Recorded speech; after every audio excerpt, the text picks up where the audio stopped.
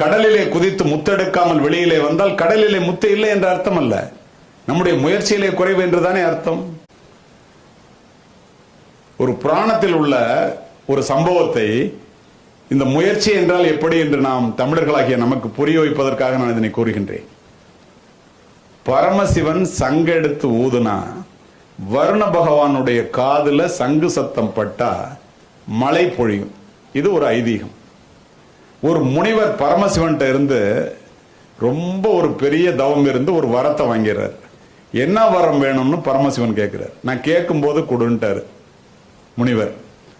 முயற்சி என்றால் என்ன என்பதற்காக இதனை பதிவு செய்கின்றேன். இந்த வரம் அவர் பெற்றவர் என்பதனால் எந்த ஊருக்கு போனாலும், எந்த நாட்டுக்கு போனாலும், எந்த ஸ்டேட்டுக்கு போனாலும் அவர் காலை கழுவுவான், 3 வேளை சோறு போடுவான். தமிழ்நாட்டுக்கு வர்றார். நம்மளுடைய தமிழர்கள் தான் உங்களுக்கு தெரியும் அல்லவா, தன்மானம் மிக்கவர்கள் என்ற காரணத்தினால் இவனை ஏண்டா போய் பார்க்கணும், எல்லாம் விவசாயம், நிலம் இருக்கு, நம்மகிட்ட கலப்பை இருக்கு, நம்மகிட்ட உடல்ல சக்தி இருக்கு, ஒரு பேரும் போய் பார்க்காதறான்ட்டான். யாரும் போய் பார்க்கல. 3 நாள் இருந்தார் முனிவர். யார் வந்து பார்க்கலன்னா ரொம்ப கோபமாயிட்டாரு. வரம் பெற்றவர் அல்லவா, பரமசிவன்ட்ட கேட்கிறாரு, நான் கேட்ட வரத்தை இப்ப கொடுங்கிறார். என்ன வரம் வேணும்னு கேட்கிறாரு. கொடுத்துத்தானே ஆக வேண்டும். தமிழ்நாட்டுக்கு மழையே பெய்யக்கூடாது. பரமசிவன் சங்க ஊதனாதானே வர்ண பகவான் காதுல சங்கு சத்தம் பட்டா மழை பெய்யுன்னு சொன்னேன். சங்க எடுத்து உரமா வச்சுட்டார்.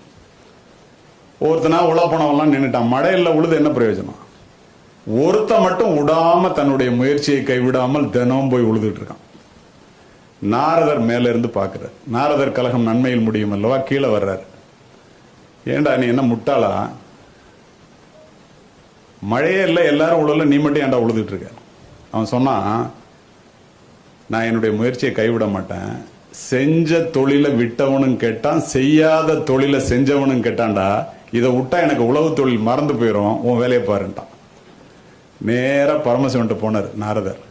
என்ன தமிழ்நாட்டுக்கு மழை இல்லைன்னு சொல்லிட்டீங்களான்னாரு. ஆமான்னாரு. ஏன்னாரு. அந்த முனிவர் அப்படி ஒரு வரத்தை கேட்டான், வேற வழி இல்லை, நான் கொடுத்துட்டேன். அங்க பாரு ஒருத்தன் உழுதுட்டு இருக்கான்.